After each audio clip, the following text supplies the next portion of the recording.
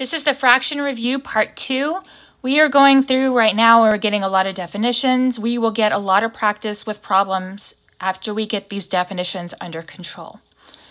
All right, so fractions are called reduced, simplified, or in lowest terms if there are no factors common to the numerator and the denominator other than 1.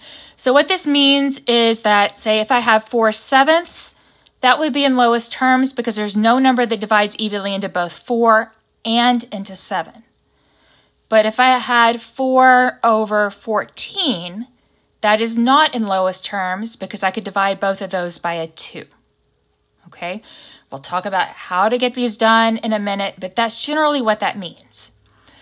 Now, we are always going to write our answers in lowest terms unless you are asked to write equivalent fraction, and these problems are very few.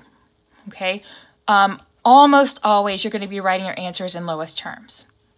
Okay, another definition. A proper fraction has a denominator bigger than the numerator. So this one up here, 4/7, that's a proper fraction because 4 is smaller than 7. The denominator is the bottom number, the numerator is the top number. Okay. An improper fraction has a denominator smaller than or equal to the numerator. So if I had 7/4, that's called an improper fraction. If I had 7/7, that is also an improper fraction.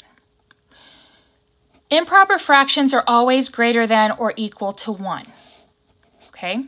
If we think of these as a division, 7 divided by 4, 4 goes into 7 one time completely and then has some left over. This is going to be bigger than 1. 7 divided by 7 is 1, so it's greater than or equal to 1. 4 divided by 7, that's going to be smaller than 1. Okay? Improper fractions can also be written as mixed numbers. We're going to be talking about how to get that done. One of the things that gets stressed in lower grades is that improper fractions are bad. We hear that a whole lot. I really don't think they're bad. In fact, they are often more useful and better than mixed numbers. Mixed numbers give us a better sense of what the value is, just a good gut sense, but for working the problems and dealing with the actual math, improper fractions are usually easier to deal with. Okay, so let's look at some problems. You want to write these fractions in lowest terms. So what we're looking for is we want to make sure that there is no number that divides evenly into both of these values. Okay, we're going to be talking a bit about some divisibility rules, some tricks you can use to decide whether or not it's in lowest terms as we go along. You could, in theory, if you can think of the largest number that divides evenly into both of these, that's ideal, but most of the time we're not going to be able to do that so well. You're going to end up doing these in stages. So I look at 48 and 56, and the first thing I notice is that they're both even numbers. And if they're both even numbers, even if I'm not comfortable with anything else, I know that I can divide them by 2. Okay, so let's just divide both of these by 2 and see where we go. 48 divided by 2 would be 24. And 56 divided by 2 is 28. Okay. So now we look at these and we say, okay, are we in lowest terms yet? And I look at them and I say, well, no, they are still both even. And I could divide both of them by 2 again, but these are smaller numbers. Maybe you notice they're divisible by 4. Okay, so let's try dividing both of these by a 4 and see what we get.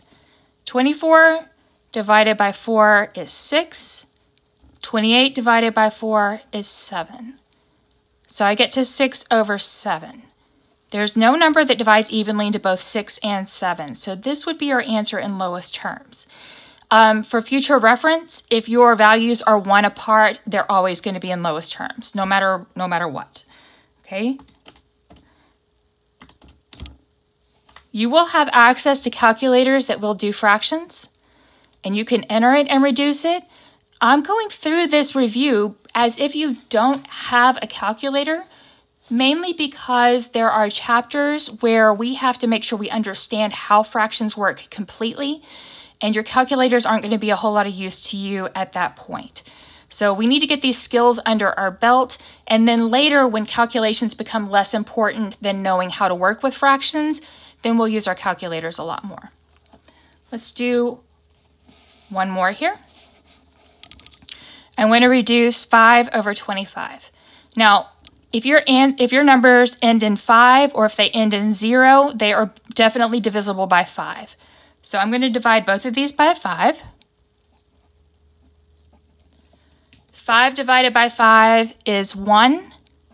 25 divided by 5 is 5. You cannot lose that 1. It is there. It has to be there. Sometimes I have students who get confused about when you can drop a 1.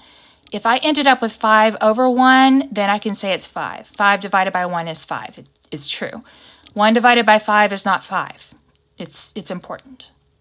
Okay? All right, let's do one more here, and then I'll switch to the next video.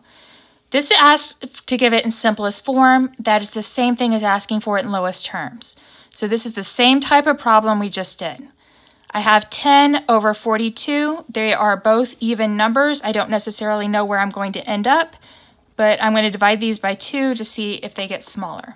All right, 10 divided by 2, well, of course they're going to get smaller if I divide. That was pretty obvious. All right, so 10 divided by 2 is 5. 42 divided by 2 would be 21. Okay? Now, 5 is what we call a prime number. The only numbers that divide evenly into 5 are 1 and 5. So if I'm going to reduce this, either I need to be able to divide this by a 5, which it doesn't work, or a 1, which of course always works. So there's no number other than 1 that divides into both of these, so 5 over 21 would be in lowest terms. We will continue in part 3.